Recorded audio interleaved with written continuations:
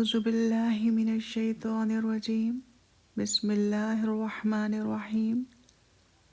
الله أكبر كبيرا والحمد لله كثيرا وسبحان الله بكرة وأصيلا سبحان الله وبحمده سبحان الله العظيم الصلاة والسلام على رسول الله وعلى آله وصحبه أجمعين آمین۔ السلام علیکم سامعین اور ناظرین۔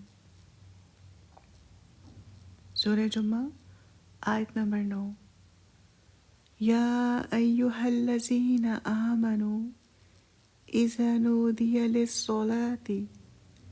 من یوم الجمعۃ فاسعوا الی ذکر اللہ وذروا البیع ذالکم خیر لکم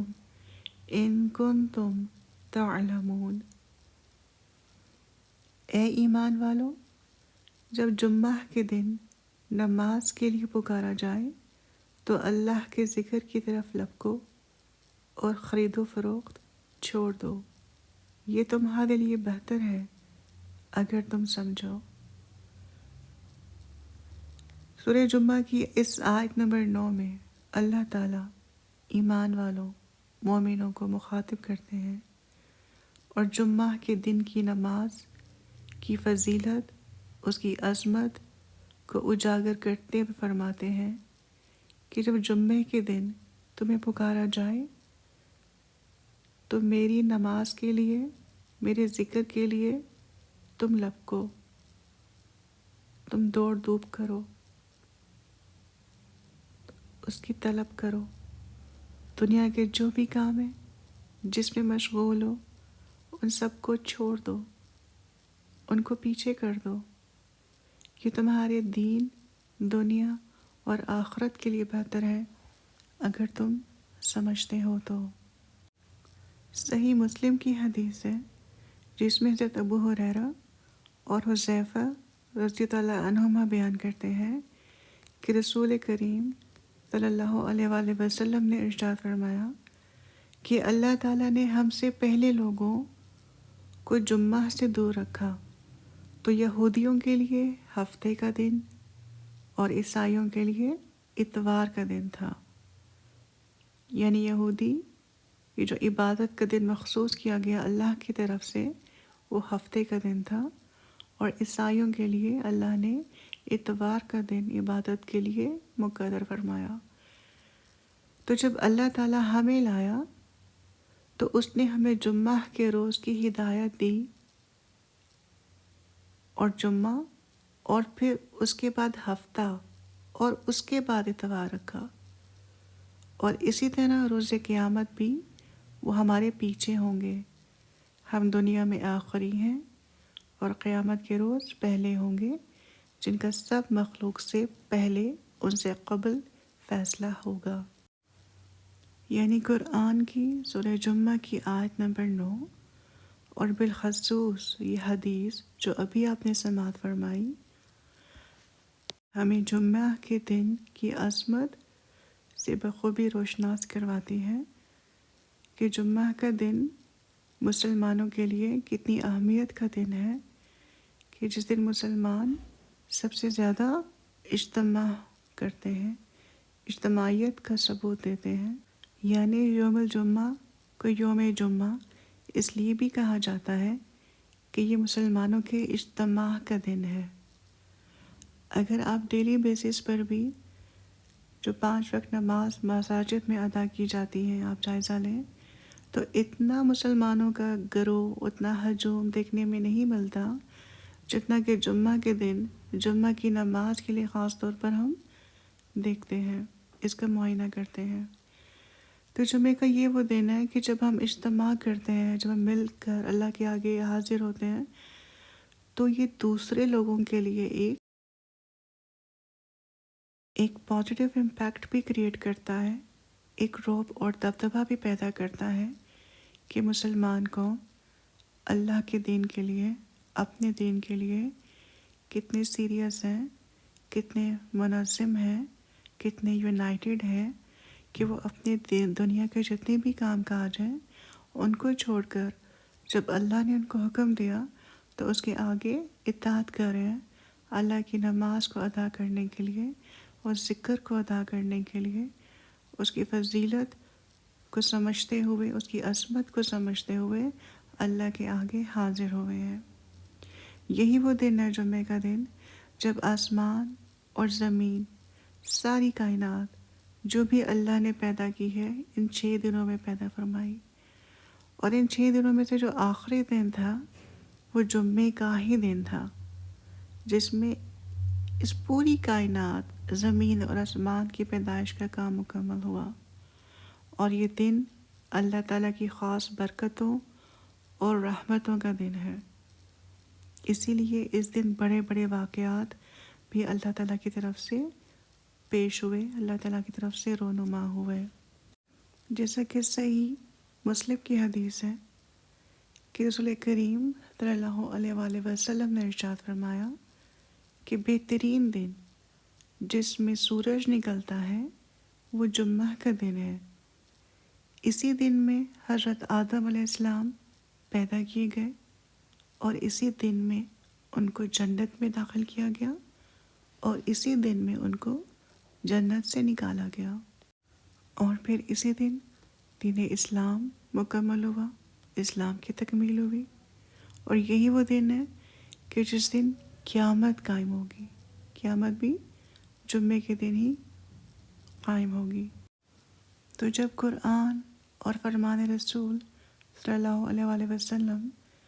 جمعے کی فضیلت کو اتنا اجاگر کریں تو یہ کیسے ممکن ہو سکتا تھا کہ صحابہ کرام اس میں پیش نہ ہوں۔ حضرت عائشہ سے روایت ہے کہ جمعہ پڑھنے کے لیے لوگ اپنے گھروں اور بلندی والے جگہوں سے ایسے کپڑے پہنے ہوئے آتے تھے کہ ان پر گرد و غبار پڑا ہوا ہوتا تھا اور ان سے بدبو بھی آتی تھی۔ ان میں سے ایک آدمی رسول اللہ صلی اللہ علیہ وآلہ وسلم کے پاس آیا، حالانکہ آپ صلی اللہ علیہ وآلہ وسلم اس وقت میرے پاس تھے، تو آپ نے ارشاد فرمایا کہ کاش کہ آج کے دن تم زیادہ پاکی حاصل کرتے۔ یہ مسلم کی حدیث ہے، یعنی کہ تم غسل کرتے، اچھے سے تیار ہوتے، لباس ستھرا پہنتے، بدبو سے دور ہوتے، پاک صاف ہوتے، گرد و غبار سے بچے ہوئے ہوتے۔ ہمارے لیے سیکھنے کا سبق یہ ہے کہ جمعہ کے دن کی جو سنتیں ہیں ہم ان کو زندہ کریں، ان پر عمل کریں۔ کیسے؟ سنتے کون کون سی ہیں؟ سب سے پہلے کہ اپنے جو ناخن ہیں ان کو تراشیں، اپنے ناخن کاٹیں۔ ناخن کاٹنا جمعے کے دن مستحب ہے۔ اگر ناخن زیادہ بڑھ گئے ہیں تو ہم جمعے کا انتظار نہ کریں، اس سے پہلے ہی اپنے نیلز کو کاٹ لیں، اور کوشش کریں کہ جو مسنون طریقہ ہمارے نبی صلی اللہ علیہ وسلم نے ہمیں بتایا ہم اس کو عمل میں لاتے ہوئے اس طریقے سے اپنے ناخن کو کٹ کریں، ان کو ٹرم کریں۔ پھر ایسے ہی ایک اور سنت، جمعے کے دن مسواک کریں، اپنے دان کو مسواک کے ساتھ صاف کریں۔ تیسری سنت کہ اچھا سے غسل کریں، جیسے جنابت سے کرتے ہیں یا بالکل پاک صاف ہوتے ہوئے کرتے ہیں، خود کو فریش فیل کرتے ہوئے کرتے ہیں، اچھے سے غسل ادا کریں، پرفیوم لگائیں، خوشبو کا استعمال کریں، تیل لگائیں اپنے بالوں میں، آئلنگ کریں۔ مسجد میں جا رہے ہیں تو کوشش کریں کہ چلتے ہوئے جائیں، واک کرتے ہوئے جائیں۔ پھر اس کے بعد خطبہ، اس کی اہمیت کو جاننے کی کوشش کریں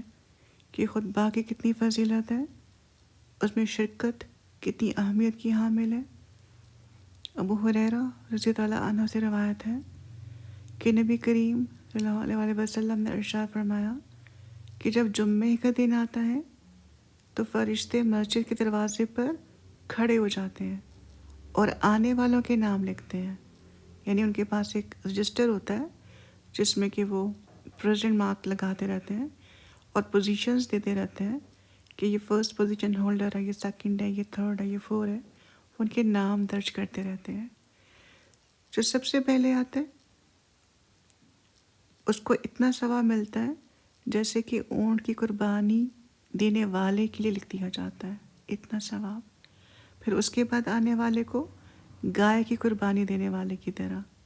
پھر مینڈے کی قربانی، اس کے بعد مرغی کی قربانی، اور اس کے بعد انڈے کا ثواب۔ لیکن جب امام خطبہ دینے کے لیے باہر آ جاتا ہے، وہ خطبہ دینے آ جاتا ہے، تو یہ فرشتے اپنے دفاتر، اپنے رجسٹرز بند کر دیتے ہیں اور خطبہ سننے والوں میں جا کر بیٹھ جاتے ہیں اور مشغول ہو جاتے ہیں۔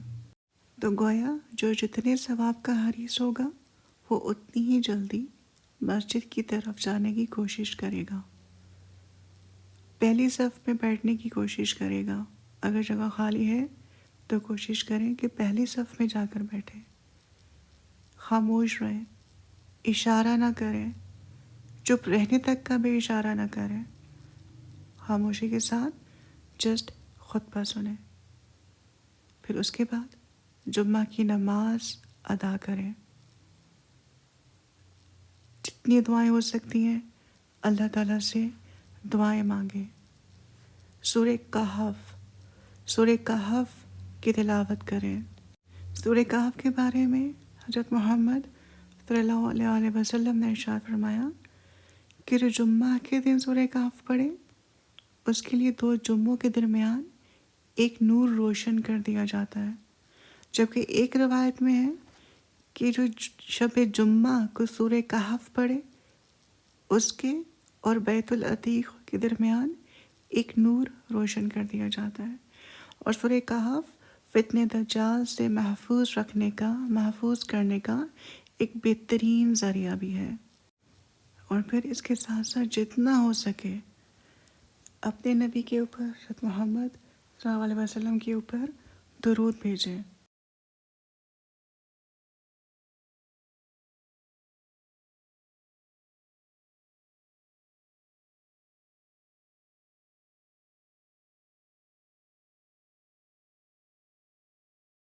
نبی کریم صلی اللہ علیہ وسلم نے ارشاد فرمایا کہ تمہارے دنوں میں سب سے افضل دن جمعے کا دن ہے، اس دن کثرت سے درود پڑھا کرو کیونکہ تمہارا درود مجھے پہنچایا جاتا ہے۔ یہ ابو داؤد اور ابن ماجہ کی حدیث ہے۔ اسی طرح عبداللہ بن مسعود سے مروی ہے کہ آپ صلی اللہ علیہ وسلم نے ارشاد فرمایا قیامت کے دن سب سے زیادہ مجھ سے قریب وہ لوگ ہوں گے جو سب سے زیادہ مجھ پر درود بھیجتے ہیں۔ ایک اور حدیث کے الفاظ ہیں، ابی بن کعب رضی اللہ عنہ فرماتے ہیں کہ میں نے عرض کیا یا رسول اللہ صلی اللہ علیہ وآلہ وسلم، میں آپ پر بہت درود اور وظائف پڑھتا ہوں، تو درود کتنا مقرر کروں؟ آپ نے فرمایا جتنا چاہو۔ میں نے عرض کیا 1/4 حصہ؟ آپ نے پھر فرمایا جتنا چاہو، اگر درود بڑھا دو تو یہ تمہارے لیے بہتر ہے۔ میں نے عرض کیا کیا نصف؟ آپ نے فرمایا جتنا چاہو، اگر اور بڑھا دو تو زیادہ بہتر ہے۔ میں نے عرض کیا کیا 2/3؟ آپ نے فرمایا جتنا چاہو، اگر اور بڑھا دو تو تمہارے لیے بہتر ہے۔ میں نے عرض کیا اب میں سارا وقت درود ہی پڑھوں گا۔ ارشاد فرمایا پھر تو یہ تمہارے غموں کو کافی ہوگا اور تمہارے گناہ مٹا دے گا۔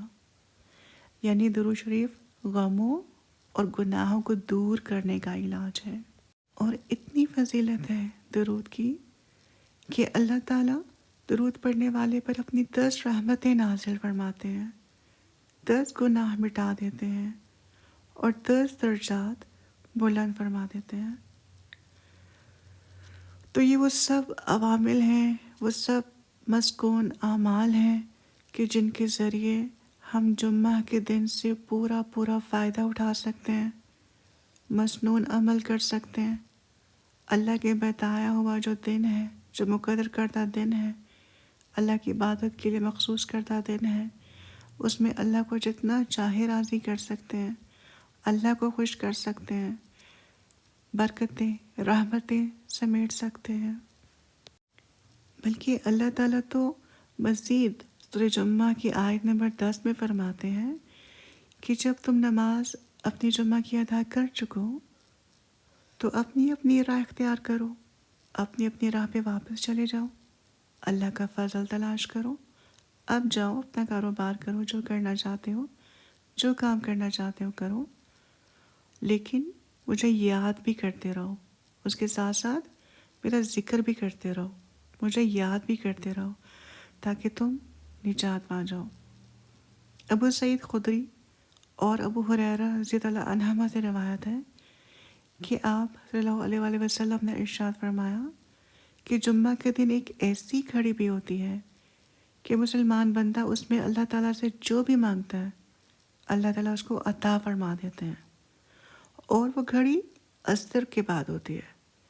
یعنی کہ جمعہ کے دن کی عبادت، اس کی فضیلت جمعہ کی نماز ادا کرنے کے ساتھ یہ ختم نہیں ہو جاتی، بلکہ وہ جاری رہتی ہے۔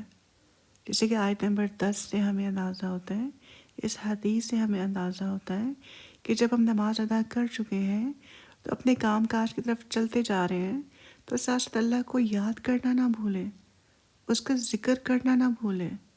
تسبیحات کریں، اذکار کریں، اس سے دعا مانگیں، تو انشاءاللہ اللہ تعالیٰ خود فرماتا ہے کہ اس میں ایک گھڑی ایسی ہے جو کہ قبولیت کی گھڑی ہے، میں تمہاری دعا کو قبول کروں گا، جو مانگو گے میں تمہیں وہ عطا کروں گا۔ تو یہ چھوٹا سا علم جو میں نے آپ سب کے ساتھ شیئر کیا، ہمیں کوشش کرنی ہے کہ ہم اس علم سے فائدہ اٹھائیں، اس سے فیض یاب ہوں۔ ہم کوشش کریں کہ اپنا آنے والا ہر جمعہ ہم ان عوامل کو سامنے رکھتے ہوئے گزاریں، ان کے اوپر عمل کرتے ہوئے گزاریں کہ کس طرح سے ہم نے لباس کو اپنانا ہے، کیسا لباس پہننا ہے، غسل کرنا ہے، مسواک کا استعمال کرنا ہے، ناخن تراشنے ہیں، خوشبو کا استعمال کریں، سرمے کا استعمال کریں، سورہ کہف پڑھیں، دعائیں کریں، درود پڑھیں، تو وہ سب کام ہیں جو کہ ہمیں اللہ تعالیٰ کے قریب کریں گے۔ اور جب جمعہ کا دن گزرے گا تو ہمیں اندازہ ہوگا، ایک اندر سے سکون کی کیفیت ہوگی، خود محسوس ہوگا کہ آج ہم نے واقعی کچھ اس جمعے کا حق ادا کر دیا، ہم نے کہیں نہ کہیں اللہ سے کنیکٹ ہونے کا، ایک مضبوط کنیکشن قائم کرنے کا ہم نے کوشش کی، ہم نے ارادہ کیا، اور انشاءاللہ تعالیٰ کوشش کرتے رہنا ہے کہ ہر جمعہ، ہر آنے والا جمعہ بہتر سے بہتر، بہتر سے بہتر ہوتا جائے۔ خطبے کے لیے اول وقت میں جانے کی کوشش کریں کہ اس کا کتنا ثواب ہے، اس کی کتنی افادیت ہے،